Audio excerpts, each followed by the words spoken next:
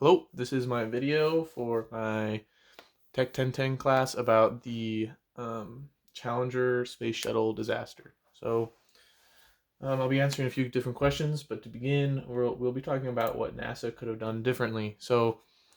Uh, Briefly, the Challenger Space Shuttle, um, I guess disintegrated, exploded, whatever you want to use to describe it, um, uh, after launch, and um, the failure is largely contributed to O-rings that did not essentially withstand the conditions properly. So fuel was leaking, and other things that basically O-rings are like fluids that O-rings are supposed to keep in didn't work.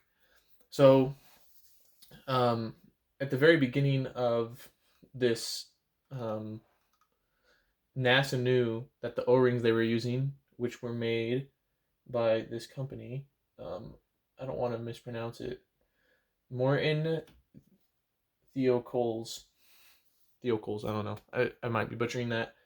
But they knew that NASA knew that those Morton O rings were potentially flawed from years prior, but they didn't do anything about it. So they were Morton is a contractor, an independent contractor that was hired by NASA to make these O rings, and NASA's own regulations weren't, or these O-rings didn't meet NASA's own regulations.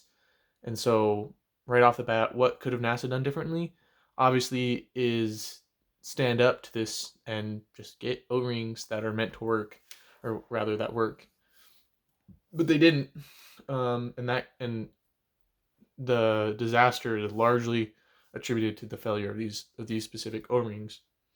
So, going along with that idea, we have Roger uh, Boyce Jolie. I don't know. Again, I'm probably pronouncing that guy's name wrong, but he was an engineer that was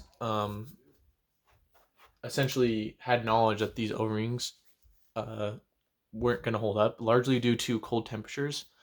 They would dry out and become brittle, and then not do what an O-ring is supposed to do, which is again hold in fluids. So Roger, um, obviously the ethical thing to do would have been to put his foot down and really stand up to NASA and say, "Hey NASA, we know these rings are probably going to fail, and even if they don't fail, there's a high likelihood that they could have, and that's just not ethical to put 6 people into a space shuttle and then film it on live television and launch it.